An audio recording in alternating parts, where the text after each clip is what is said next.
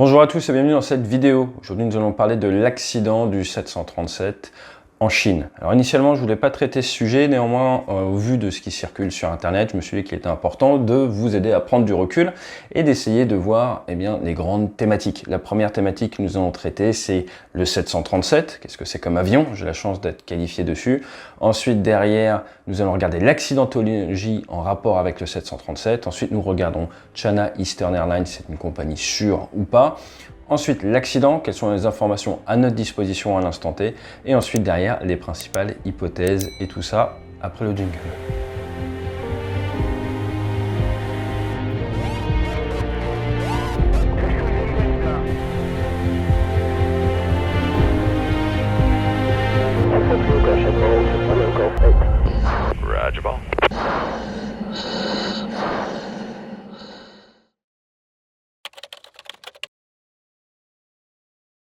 Donc le 737, c'est un avion court et moyen courrier pour être précis, c'est un monocouloir et depuis 2004, c'est le seul monocouloir fabriqué par Boeing.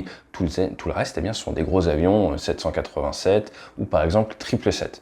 Donc premier vol en 1967, premier client la Lufthansa, une compagnie européenne, et c'est un dérivé du 707 et du 727. Vous pouvez avoir entre 85 et 215 passagers.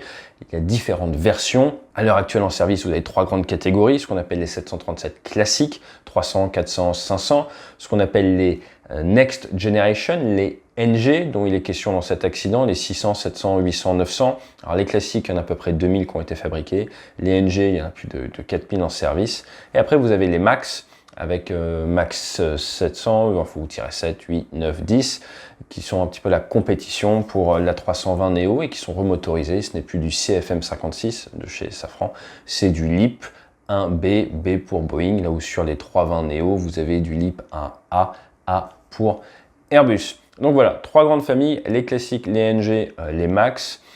Et tout ça, c'est fabriqué où? Principalement à Renton, dans l'État de Washington. À ne pas confondre avec Washington, c'est de l'autre côté. L'État du Washington, c'est du côté de Seattle. Et dans ces grandes usines, ils ont commencé par fabriquer des B-29. Ils en ont fait 1119 pendant la Seconde Guerre. Après des C-97, près de 1000 construits. Après des 707 et les fameux KC-135, les avions ravitailleurs. Et maintenant, voilà, ils font des 737. Sachant que pour les versions chinoises, les intérieurs sont parfois faits en Chine directement. Donc le 737 qui est un des avions le plus utilisé au monde, jusqu'en 2018 c'était l'avion le plus commandé au monde. Depuis 2018 c'est la 320 qui a pris le dessus. On est quand même sur 11 000 avions livrés, sur 15 000 avions commandés ou en commande. Vous avez quelques versions un peu originales comme les BBJ, les Boeing Business Jet version luxe. Vous avez également le Fireline version bombardier d'eau pour une compagnie canadienne. Il y en a 6 qui ont été fabriqués. Ça peut prendre 15 000 litres d'eau et ça a été utilisé dès 2018 en Australie. La grande spécificité du 737, c'est quoi? C'est par rapport à un A320, c'est que ce sont des commandes de vol à l'ancienne. Ce n'est pas des commandes de vol électriques, ce n'est pas du fly-by-wire. On ne pilote pas grâce à l'informatique. Vous allez actionner directement au niveau au niveau de votre manche, vous avez le gros manche, vous allez actionner de la câblerie, de l'hydraulique, tout ça, et ça va avoir un impact. Ça fait que s'il y a une panne électrique complète, s'il n'y a plus rien qui fonctionne dans l'avion d'un point de vue électrique, tout ça, vous pouvez manuellement déplacer les gouvernes. Donc c'est une grosse spécificité parce qu'à l'heure actuelle, la plupart des avions sont aux commandes de vol électrique, ce qui permet normalement d'être un peu plus économe, toutes ces choses-là. En parlant d'économie, vous voyez que sur les NG, vous avez des winglets. Les winglets, si vous demandez à quoi ça sert, ça fait un peu plus de 2 mètres de haut. Ça permet de réduire la traînée qui est créée là derrière les ailes et ça peut réduire d'à peu près 5% la consommation de pétrole. Voilà pour le 737. Alors regardons un petit peu l'accidentologie des 737, forcément très médiatisé le 737 MAX, qui avait un souci au niveau du MCAS. Le MCAS, qu'est-ce que c'est? C'est un système au niveau de l'arrière de la queue qui fait que si votre avion commence à monter en incidence, commence à monter comme ça, vous aviez un système automatique qui allait ramener l'avion comme ça, le nez vers le bas. Or, dans les cas des accidents du MCAS, qu'on fait donc 2 accidents, plusieurs centaines de morts, et bien vous aviez un déclenchement intempestif du MCAS, donc ça faisait pousser l'avion comme ça, sans qu'il y ait besoin, et donc du coup c'était dangereux et ça poussait les avions vers le bas.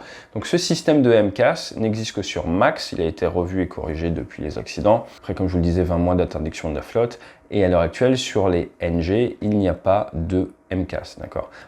Au niveau des autres accidents, de manière générale sur 737, si on regarde les chiffres jusqu'en mars 2022, donc du début des vols en 67 à mars 2022, vous avez eu 503 accidents ou incidents sur donc une période de 55 ans, 219 cellules détruites, c'est-à-dire les avions vraiment qui ne pouvaient plus revoler, un peu moins de 6000 victimes. Pour les originaux, donc originaux c'est encore avant le classique, donc il n'y en a plus trop en service de nos jours, vous aviez 1,75 en gros avions cassés par million de vols. Sur les classiques, donc les classiques, on a dit que c'est 300, 400, 500. Vous êtes sur du 0,54 pertes en fait par million de vols. Sur le NG, vous êtes à 0,27 pertes par million de vols. Donc on est quand même sur quelque chose qui fonctionne normalement très très bien. À savoir qu'avant le souci du MCAS, le 737 a connu d'autres soucis de fabrication. Il faut remonter dans les années 90 et il y avait des gros soucis au niveau de la dérive, au niveau de la gouverne de direction. Alors, la gouverne de direction, vous voyez, c'est ici. Ça permet de faire du lacet. Je vous montre de face. L'avion est face à vous. Vous mettez par exemple du palonnier à gauche, paf, ça va faire du lacet. À droite, c'est voilà. Donc ça se fait avec la gouverne de direction qui est là. Ici, ça c'est la gouverne de direction, ça bouge avec le palonnier. Dans les années 90, sur les 737 classiques, il y a eu deux avions qui ont été perdus. Le vol United Airlines 585 et l'US Air Flight 427. Ça a entraîné la mort de 157 personnes à cause, et ça a créé également des soucis sur 5 autres vols, à cause de la servo-commande au niveau de cette gouverne de direction qui avait des soucis qui des fois s'enclenchaient de manière intempestive. Donc vous avez l'avion qui est en vol tranquillement, comme ça, tout va bien. Et d'un coup, vous avez cette énorme gouverne là qui vient se bloquer d'un côté et ça donne énormément de lacets. Donc vu de face, vous avez l'avion qui vole, ça fait schlac. Et là, quand vous avez ça, généralement, ça crée des effets, ça accélère le flux d'air ici. Donc, en gros, souvent, ça va vous lever l'aile et vous allez souvent faire un truc un peu comme ça. Donc ça fait ces accidents. Au début, par exemple sur le vol United Airlines 585, le compte-rendu d'enquête du NTSB, qui est l'équivalent du bureau enquête analyse français, n'était pas sûr des raisons de l'accident parce que la servo-commande était trop endommagée. Ils ont dit soit ça vient de la servo-commande, soit ça vient des conditions météo. Et avec le temps, avec les autres événements, ils ont réussi à trouver d'où venait le problème. Donc ils ont fait des modifications au niveau de cette servo-commande, des modifications au niveau de la formation des pilotes. Et donc c'est un problème qui derrière a été réglé. En restant dans l'accidentologie, à noter avec le 737-800, donc qui n'avait pas ces soucis de servo-commande, il y en a un Ukrainian Airlines International, qui a été abattu le 8 janvier 2020 alors qu'il décollait d'Iran. Voilà, petite remarque, c'était un 800, donc c'était ce type d'avion, c'était un NG qui a été abattu au décollage de Téhéran il y a maintenant 2 ans. Parlons un petit peu de China Eastern. Alors c'est une très très grosse compagnie. Pour tout vous dire, apparemment c'est la deuxième plus grosse compagnie chinoise. Il y a 3 grosses compagnies. Celle-là c'est la deuxième plus grosse. Ils ont de très bonnes statistiques de sécurité. Il faut être franc, d'excellentes statistiques de sécurité, que ce soit en Chine ou chez China Eastern. Le dernier accident, il a eu lieu en Chine, c'était en août 2010 avec un Embraer 190 avec 44 décès à bord. Pour ce qui est de China Eastern, eh bien, ils sont basés à côté de Shanghai. C'est en 1988, vous avez près de 80 000 personnes qui travaillent dans cette entreprise, quasiment 600 aéronefs, 248 destinations, et c'est une grande compagnie qui va partout dans le monde, qui a des accords, qui fait partie de SkyTeam. Et c'est la deuxième plus grosse compagnie chinoise après China Southern Airlines en termes de nombre de passagers déplacés. Pour ce qui est de la compagnie, je vous ai parlé de la Chine, dernier accident en 2010. Cette compagnie, dernier accident, c'était le 21 novembre 2004. Donc oui, ça remonte, avec un CRJ de 153 victimes. Pour vous montrer un petit peu cet état d'esprit chinois qui est très axé sur la sécurité, eh bien, dès qu'il y a eu cette annonce d'accident, ils ont tout de suite décidé de clouer au sol leurs centaines. Ils ont un peu plus d'une centaine de 737-800. Donc ça montre bien, avant que le constructeur ou que n'importe qui dise, ça montre bien cette volonté de dire on ne sait pas ce qui se passe, on pose les crayons, on prend du recul, nous allons analyser. Alors maintenant que nous avons vu un peu plus ce qu'est un 737, que nous connaissons les différentes gammes, que l'on sait voilà, que le NG, que le Next Generation, il n'a pas beaucoup d'accidents quand même, que ces soucis de cerveau-commande, c'était sur les classiques, que le souci de MCAS, c'était sur les MAX, eh bien nous allons regarder ce vol 5735. Donc il y avait 132 personnes à bord. Alors on dit Souls on board, âme à bord. C'est ce qu'on passe à la radio si vous avez un souci. Le contrôle aérien va vous demander le fuel on board et le souls on board. Donc vous avez généralement en tant que pilote le nombre d'équipage, vous avez le nombre de passagers. Je sais personnellement, je fais la petite addition et comme ça j'ai les deux. Et s'il y a un souci en vol, vous passez le nombre de souls on board, ce qui aide forcément les secours à chercher les personnes. C'est un avion qui décollait de Kunming. Alors je m'excuse pour les prononciations, c'est la capitale du Yunnan. À noter, c'est que c'est un aéroport en altitude. La ville, à peu près 8,5 millions d'habitants, il y a à peu près 1900 mètres. Le terrain est à 2104 mètres, c'est haut, surtout pour des 37. Ensuite, il devait se rendre en 1h50 à peu près, donc ça décollait assez en milieu de journée, à 13h15 heure locale. Pour 1h50 de vol, ça devait se poser voilà, un peu aux alentours des 3 heures à Guangzhou. Alors Guangzhou, c'est 120 km au nord-ouest de Hong Kong. En 2020, c'est cet aéroport qui a eu le plus de trafic de passagers au monde à cause de la Covid. Ils ont transporté 44 millions de passagers.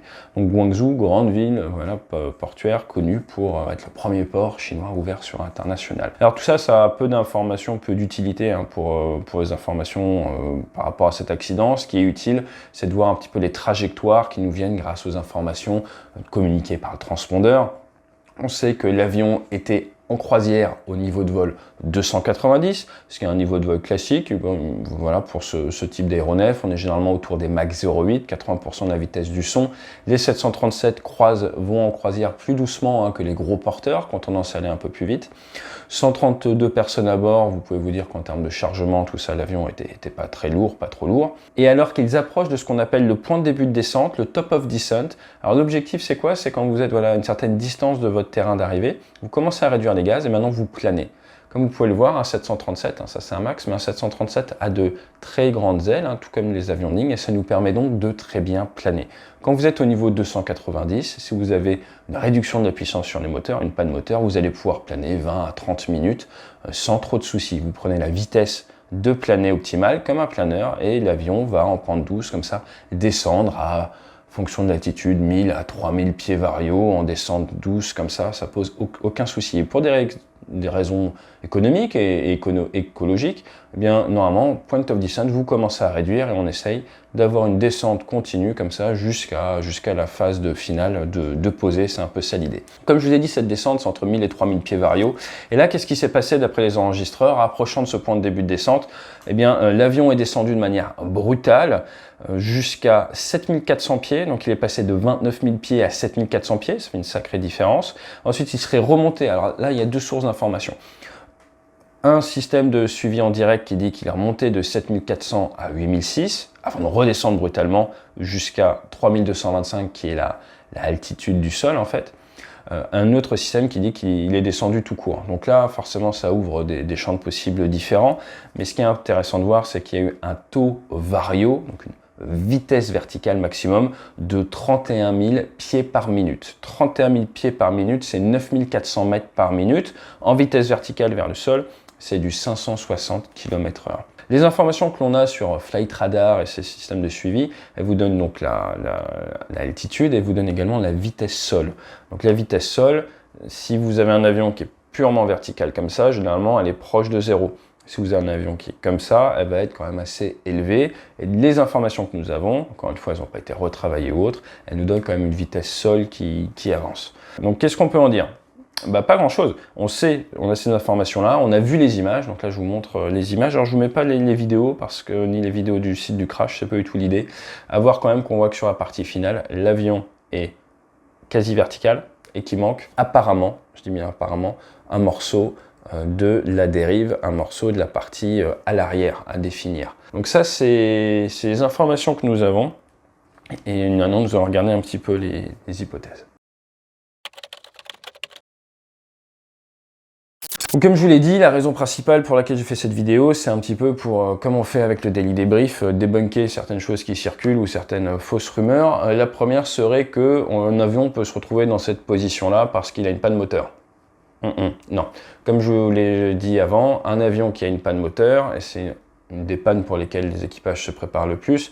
Donc déjà un bimoteur, hein, ça fonctionne très bien sur un seul moteur, surtout léger, donc il aurait une altitude de rétablissement vers les 15 000 pieds s'il avait perdu un moteur. S'il avait perdu les deux moteurs, il n'aurait pas pris 30 000 pieds variaux, il aurait pris, comme je vous l'ai dit, 1000 à 3000 pieds variaux, il aurait eu le temps de déclarer une urgence, il aurait fait ce qu'on fait de mieux, aviate, navigate, communicate, gérer sa vitesse, gérer sa direction vers une zone où il peut se poser, et ensuite déclarer un mayday, mayday, et expliquer ses intentions. Ils auraient eu au moins 20 minutes pour se préparer à l'accident. Donc une panne moteur classique, non. Un passage de reverse. Un passage de reverse, c'est quoi? Le reverse, c'est la poussée qui fait qu'en fait votre réacteur, normalement, il pousse comme ça, et là vous changez le sens du flux, et maintenant il pousse dans l'autre sance. Donc si vous avez un passage de reverse intempestif en vol, ça va créer une dissymétrie, un peu comme ce que faisait le palonnier, donc la gouverne de direction, ça va créer une dissymétrie et ça peut poser des soucis. Ce genre de soucis, ça pourrait créer quoi? Ça pourrait éventuellement amener à un déclencher, un passage comme ça. Donc effectivement, un passage de reverse en vol, ça peut être très gênant. Les réacteurs utilisés sont des CFM56 qui ont plus que fait leurs preuves. C'est peu probable, mais tout est possible dans l'aéronautique. Si ça vous arrive, vous partez comme ça, imaginons, vraiment le pire des cas, où il se passe vraiment quelque chose de catastrophique, paf, ça part comme ça. Donc vous allez vous retrouver, j'en ai déjà parlé dans d'autres vidéos, c'est la VMCA, Vitesse Minimum de Contrôle Air, les coupes, tout ça. En gros, ce que vous allez essayer de faire si ça arrive, vous allez réduire les deux moteurs. Vous allez réduire les deux moteurs, ce qui va réduire la puissance et le couple de chaque côté, et après vous allez pouvoir, comme un planeur, récupérer le contrôle de votre avion. Une hypothèse possible, c'est quoi? C'est que initialement vous partez comme ça, vous n'y arrivez pas, hein, et là encore une fois c'est très exagéré, hein, mais vous vous retrouvez comme ça. Après vous récupérez le contrôle de l'avion, vous tirez trop fort sur le manche, du coup vous décranchez et vous repartez vers le bas. Ça, c'est voilà, c'est du déjà vu, j'ai envie de dire, dans l'aéronautique. Maintenant, le passage du reverse en vol qui emmène à l'accident, c'est plus que quand même peu probable, mais voilà, je voulais quand même vous en parler. Par rapport à ce qu'on voit au niveau de la dérive et de la queue, qu'est-ce que l'on peut imaginer? Donc, il n'y a pas 40 hypothèses, moi je vous en proposais 5. La première, c'est la rupture mécanique au niveau de la queue, au niveau de l'arrière, due à la fatigue. C'est déjà arrivé qu'il y ait des morceaux d'avion qui partent à cause de la fatigue. Ça arrive souvent quand les avions font des vols très courriers en situation tropicale. Ça arrivait à du 747. Donc imaginons souci de maintenance, souci de fatigue structurelle, à cause de très grosses turbulences rencontrées en vol. Il y a une force qui fait que ça ne tient pas et vous avez un morceau qui part. Si vous avez le morceau qui part, bah, voilà, ça peut créer de sacrés soucis. L'avion aura du mal à être contrôlé. Ensuite, ça peut être un attentat. Ça peut être un attentat, ça veut dire quoi un attentat? Peut-être quelqu'un qui place de la charge à l'arrière et ça fait exploser une partie de l'arrière, forcément, ça peut avoir ce genre d'impact. Donc un attentat, soit avec de l'explosif, placé peut-être à l'arrière, voilà, soit un attentat directement dans le cockpit avec un pilote, une personne qui prend le contrôle de l'avion et qui volontairement va le mettre vertical comme ça pour se suicider ou pour détruire l'avion. Donc ça, c'est une possibilité également. À noter que maintenant, normalement, les portes sont blindées, vous avez de la sécurité, on n'accède pas au cockpit comme ça, mais bon, tout est possible en aéronautique. L'autre possibilité, c'est quoi? À l'arrière, là, vous avez un petit moteur, un APU, Auxiliary Power Unit. Donc c'est un système de puissance auxiliaire qui permet au sol, qui permet en cas de panne, qui permet dans plein de cas de fournir de l'énergie. Il est situé à l'arrière, imaginez il y a une explosion, ça pourrait endommager la partie arrière, créer également du couple, donc c'est une possibilité également. L'autre possibilité, c'est la collision en vol. Vous êtes en vol, tranquillement, et là du coup, il y a un autre avion qui passe, et clac, un avion de chasse, ou je sais pas, qui vient et qui vous tape l'arrière là, et qui vous emporte une partie de votre avion. Donc la collision en vol, un abordage comme on dit, et bien là ça pourrait avoir des conséquences catastrophiques également. Et la dernière, c'est le suicide du pilote.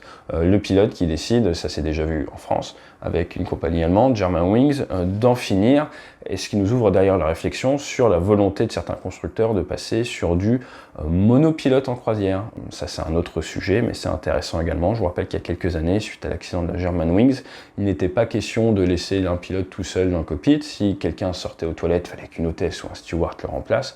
Et maintenant on parle de mettre des avions monopilotes. Et après le dernier point, à cause du point de début de descente, vous pouvez commencer à vous dire, c'est peut-être, alors c'est toujours facile, on peut dire, ah bah c'est peut-être l'équipage qui a fait plein réduit, qui a réduit, et après derrière qui a décroché, et derrière qui a pas réussi à récupérer son décrochage. J'ai envie de vous dire, comme d'habitude avec les accidents aériens, on va laisser les enquêteurs enquêter. Et justement, pour ce qui est des enquêteurs dans ce cas-là, vous avez des réacteurs français, donc le BEA sera sûrement invité. Vous avez un avion de construction américaine, donc le NTSB américain sera sûrement invité. Donc voilà, nous aurons toutes les informations. À noter que là, ça fait 28 ans, bien qu'il y ait eu le vol Aeroflot 593, c'était le 23 mars 94. Et qu'est-ce qu'on peut dire sur ce vol, un A310 entre Moscou et Hong Kong? Eh bien, c'est qu'il y avait le fils du commandant de bord aux commandes, 15 ans, qu'il a désenclenché le pilote automatique, ce qui a entraîné un virage. Une mauvaise connaissance des automatismes sur Airbus a amené l'avion à s'écraser après un décrochage mal récupéré par le pilote. Alors pourquoi je vous dis ça? Parce que je pense que quand il y a eu cet accident en 94, les gens étaient très loin de s'imaginer qu'en fait un Airbus A310 quasi tout neuf avait été perdu à cause d'une action intempestive involontaire d'un jeune adolescent qui avait désenclenché sans le vouloir le pilote automatique et une mauvaise récupération de la part du copilote derrière. Donc tout est possible dans l'aérien, faut savoir mesurer garder, on va attendre le compte rendu d'enquête. En attendant, eh bien, les 737-800 de cette compagnie sont cloués au sol, les autres mondialement ne sont pas cloués au sol, donc voilà, il n'y a plus qu'à attendre. Nous allons maintenant préparer un daily débrief, comme vous le savez, le format sur la guerre en Ukraine. Et d'ici là, eh bien, je vous dis fly safe.